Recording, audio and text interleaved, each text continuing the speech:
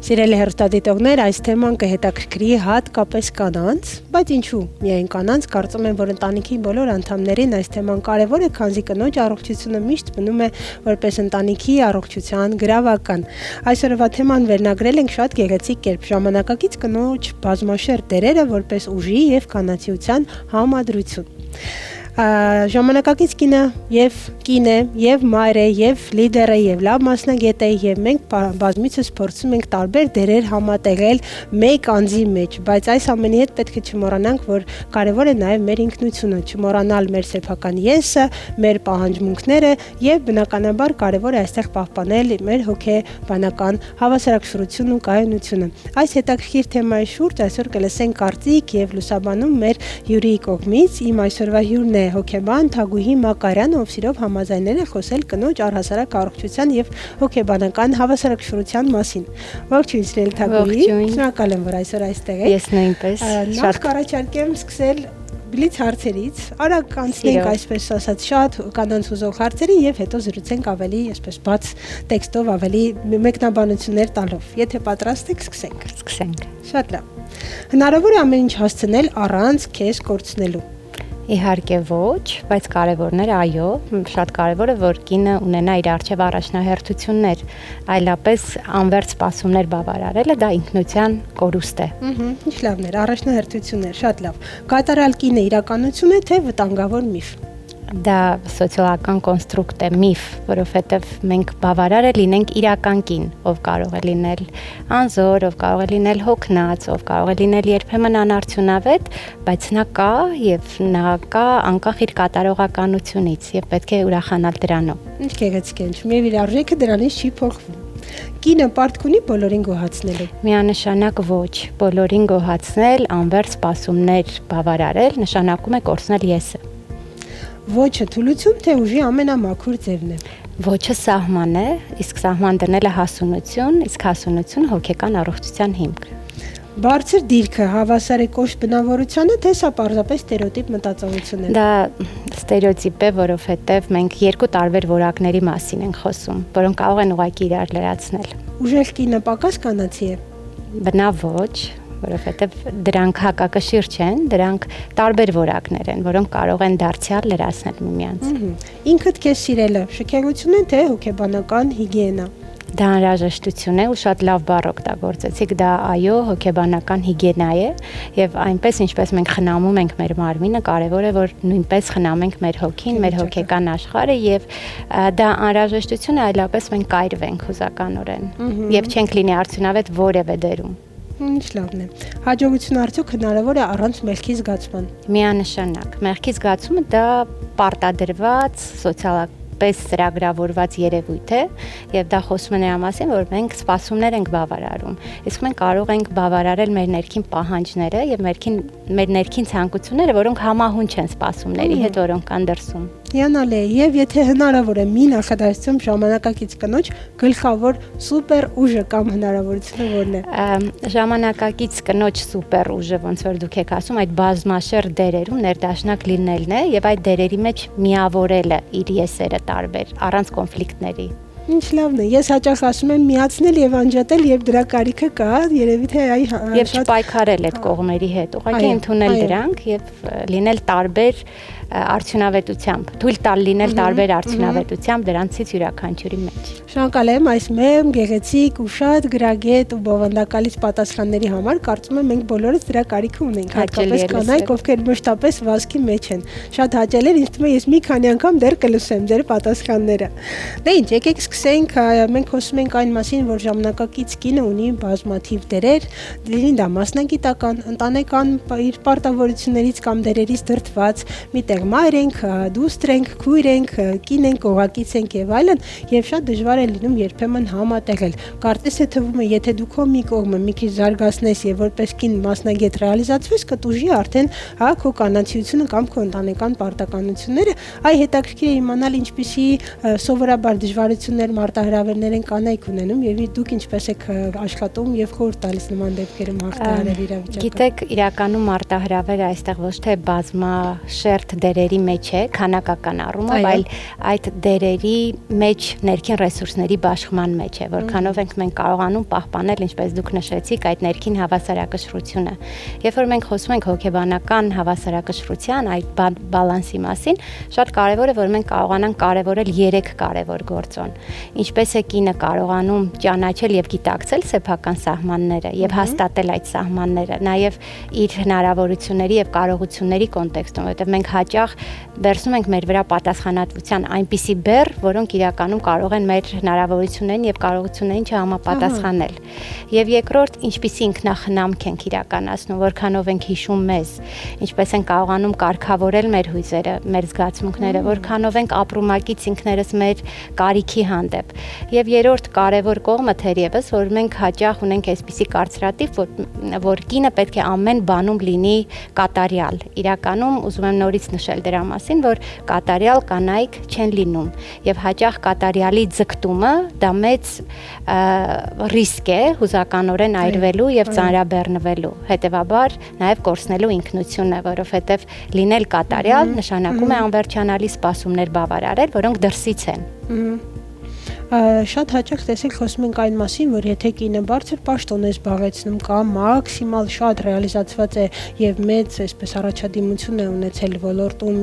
իր ուղղությամբ, ապա ինքը ունի ինչ-որ բնավորության ոչ այդքան կանացի կամ ոչ կնոջը բնորոշ գծեր, այսպես երևի մեկնաբանենք, եւ ինքը ավելի կոշտ է, ավելի կտրուկ է, միգուցե երբեմն այդ ջերմությունը, քնքշանքը իրենից չի բխում, ինչը ենթադրվում է եւ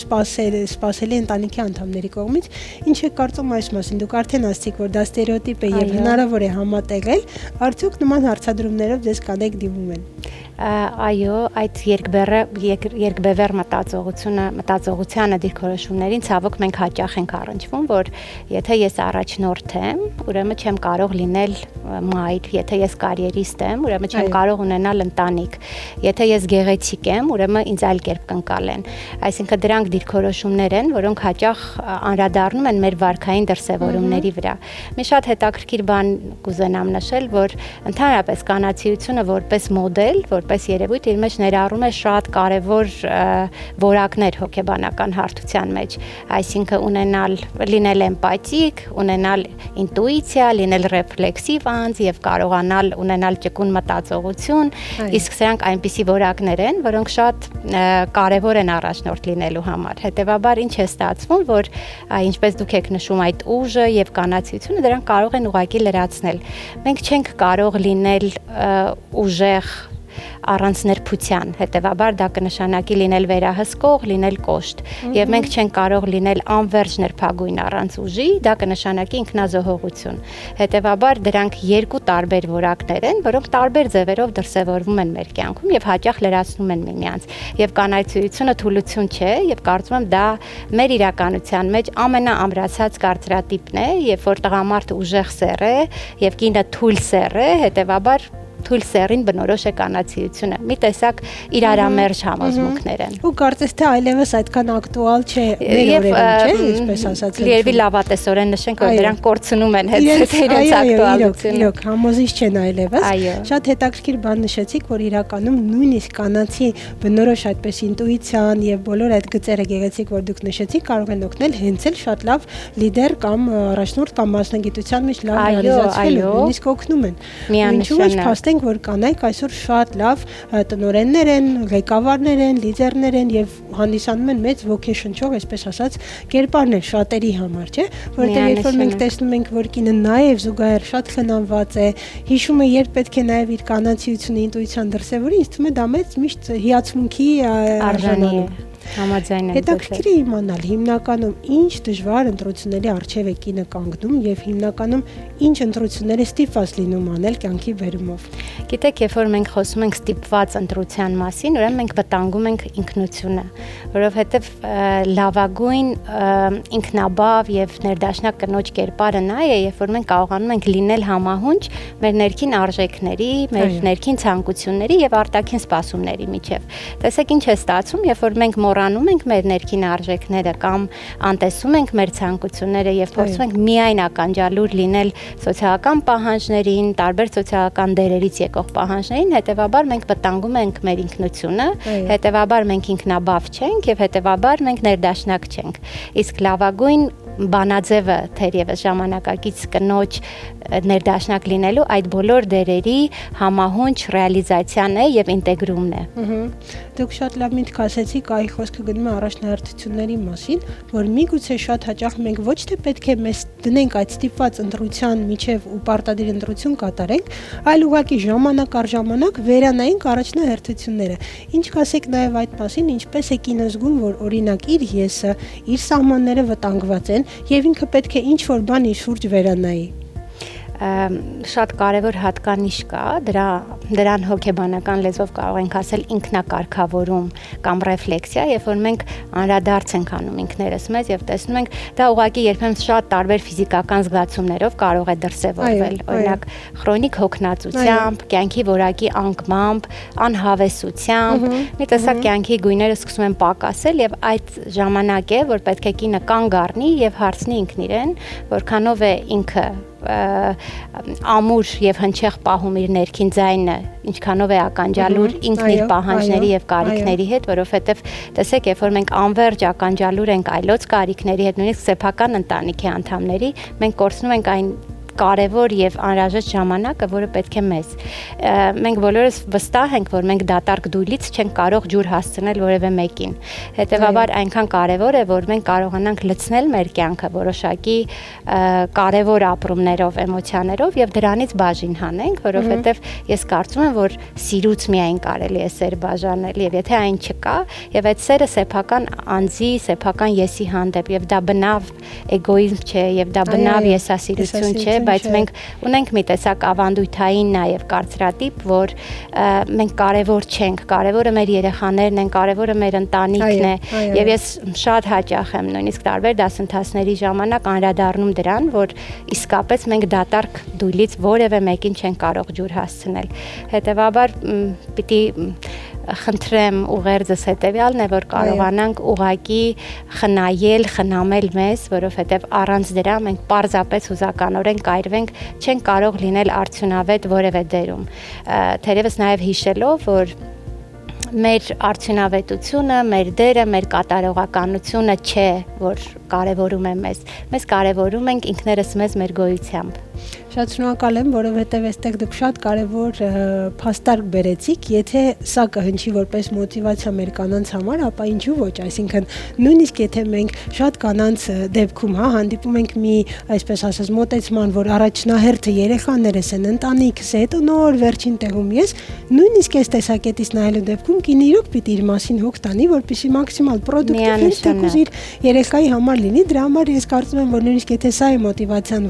որպեսզի դու լինես մաքսիմալ պրոդուկտիվ, լավ մայր, լավ աշխատակից կամ լավ կողակից, ապա բարի եղիր քո մասին հոգ տանել։ Կարծում եմ ձեր ձևակերպումը ավելի կոգեշնչի, այնուամենայնիվ, երբ որ մենք մոտիվացված ենք, որ լավ լինեն երեխաները, մենք կլինենք մոտիվացված։ Այո, համաձայն եմ։ Տեսեք, դուք խոսեցիք խնամքի մասին, եթե կարելի ավելի պրակտիկ լեզվով խոսենք այն մասին, որոնք են այդ ինքնահոգատարության մոտեցումները, հա, դրանց համար միգուցե շատերի համար այդ մանրաձևերը տարբեր լինեն իրենց անհատական պահանջմունքներից ելնելով, մեկը սիրում է, չգիտեմ, մերսման գնալ, մեկը ճամփորդության, բայց խոսենք ընդհանուր բանաձևերի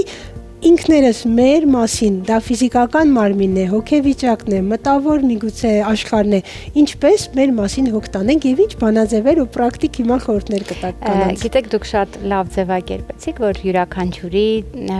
կարևորումը ինքնախնամքի ձևերի տարբեր է եւ կարևորը որ դա լինի եւ որ յուրաքանչյուր կին ճանաչի թե որն է իր հաճույքի, այո, որն է իրեն հաճելի, հա, որ զբաղմունք, որտեղ նա կարող է իրեն բավարարված գալ եւ մյուս կարևոր բանը կարողանալ ասել ոչ, որովհետեւ անընդհատ գոհացնելը անշուշտ դա էլ ինքնախնամքին հակակշիռ երևույթ է եւ սահման դնել ինչի մասին որ խոսեցինք, բարբերաբար սեփական զգացմունքներին անդրադառնալը, սիրելի զբաղմունքներով ժամանակ անցկացնելը, դա շատ անհատական է, ինձ մի քիչ դժվար կլինի տենց հստակ բանաձևի տեսքով բերել, բայց ուղղակի սեփական կարիքներին միշտ ականջալուր լինել։ ունենալ ժամանակ օրվա ընթացքում թեկուզ ինքնաարադարձ անելու ինչ լավ բան է տեղի ունեցել այսօր ինձ հետ, որտեղ եմ ես ինքս ինձնից գոհացել, ինչ եմ արել, որ ինձ հաճելի է եղել, ինչ եմ մտածել, որ ինձ հաճելի է եղել, ինչ եմ զգացել, որ ինձ հաճելի է եղել։ Այո, միտք, հույս եւ վարք եւ անդրադարձը պետք է լինի դրական։ Եվ դա դուք հիշեցրեցիք, ինչպես կարելի է դա բանաձևի տեսքի բերել, որովհետեւ հաճախ մեզ երջանիկ լինելու համար պակասում է թերևս գնահատումը այն կարևոր պահերի, որոնք մեզ հաճույք են պատճառել եւ երբ որ օրը ավարտվում է եւ մենք անդրադարձ ենք անում այդ 3 մտքերին, որոնք մեզ հաճելի են եղել, որ ծագել են մեր գլխում, 3 էմոցիաներին, որ ապրել ենք ու գոհացել ենք եւ 3 արարքներին արհեստականորեն, անուղղակիորեն մենք կենտրոնացնում ենք ինքներս մեզ կյանքի դրական մասերի եւ երևույթների վրա։ Իսկ լավատեսությունը մեզ ավելի երջանիկ է դարձնում։ Միանշանակ, շնորհակալ եմ շատ, կարծում եմ, որ կանանց համար իրոք նույնիսկ թվում է, թե այսպես մենք փիլիսոփայական կամ վերացական մոտեցում ենք, բայց սա շատ կարծում եմ տեղին է, յուրաքանչյուր կին միանշանակ, երբ որ սկսի իր ներս նայել եւ իրեն այդ հարցադրումները տալ, ինչքան հասարակ, բայց ինչքան անհրաժեշտ հարցադրումներ են, որը մենք առօրյայում մեզ գրեթե չենք տալիս, ինձ թվում է իրենց կյանքում շատ բան կփոխվի, շնորհակալ եմ եւ վերջում ամփոփելով մենք կարող ենք անվերջ զրուցել, կարծում եմ, բայց ցավոք մեր ժամանակը սուղ է, եթե ունենք ուղերձ կանանց հատկապես տոներին ընթառաջ, գիտենք, որ արդեն մեր, այսպես ասած, մի ամսյակն է մեր սիրելի, գարուն է, բնությունը ծաղկում է, կինը եւս ուզում է գեղեցիկ լինել եւ չմոռանանք, որ արտաքինի ետևում ընկած է այդ գեղեցիկ ու կայուն հոգեվիճակը, ինչ ուղերձ ունեք կանանց կարող եք հնչեցնել դա։ Երևի ամենակարևոր ուղերձս այսպես կհնչի, որ եկեք ազատագրենք ինքներս մեզ իդեալական կին լինելու մոլուցքից, մղումից, որովհետեւ հաճախ դա կոնֆլիկտաստեղծ է եւ ուղղակի լինենք իրական, թույլ տանք մեզ սխալվել, թույլ տանք մեզ լինել ոչ բավարար, արդյունավետ, թույլ տանք մեզ ուղղակի թերանալ որոշ դերերում, բայց արժևորենք մեզ անկախ նրանից, թե ինչպիսի արդյունավետությամբ ենք մենք դրսևորել մեզ բոլոր մեր տարբեր սոցիալական դերերում, գոհանանք ուղղակի մեր գոյությամբ։ Այո, շնորհակալ եմ անչափ գեղեցիկ ու ոգեշնչող խոսքերի համար։ Հիշեցնեմ, որ մենք այսօր խոսեցինք կնոջ պահանջմունքների, սեփական եսը չմոռանալու, սահմանների եւ իհարկե սոցիալական դերերի մասին։ Շատ կանայք այսօր հաջողում են եւ աշխատավարում եւ չեն մոռանում լինել լավ կողակից, լավ մայր, դուստր եւ այլ սոցիալական դերեր իրենց վրա փորձել, բայց այստեղ փոքրիկ վտանգներ ունենք, չմոռանանք մեր մասին, մեր հոգեվիճակի եւ այսօր շատ լավ պրակտիկ խորհուրդներ լսեցինք մասնագետից, ինչպես անել, երբ ժամանակին ասել ոչ, ինչպես պահպանել սեփական սահմանները եւ ես ձեզ մի ուղերձ եմ ուզում այս պահին տալ, շփվելով Թագուհու հետ հասկանում եմ ինչքան բոլորս բարբերաբար կարիք ունենք նաեւ դիմել մասնագետի, ինչու ոչ սա եւս սեփական խնամքի ու հոգատարության դրսեւորում կլինի, եթե զգում եք, որ այլևս չեք կարողանում համատեղել նախկին, այսպես ասած, մոդելները, բանաձևերը ձեր այլևս չեն աշխատում, մի մոռացեք, որ դուք եւս իրավունք ունեք դիմելու հոգեբանի, ձեր կարիքները, պահանջմունքները եւ մտածմունքները կիսելու եւ նման մասնագետի դեպքում ինձ թվում է մենք կստանանք շատ կարևոր, այսպես աջակցման ուղերձ, կարևոր խորհուրդներ եւ առհասարակ ինչպես շարունակենք այդ մոդելին ոչ կատարյալ, բայց ավելի իրական եւ սեփական անձին հավատարիմ մնալով շարունակել շարժվել առաջ։ Այս պահին այսքանը, գնացինք առաջ։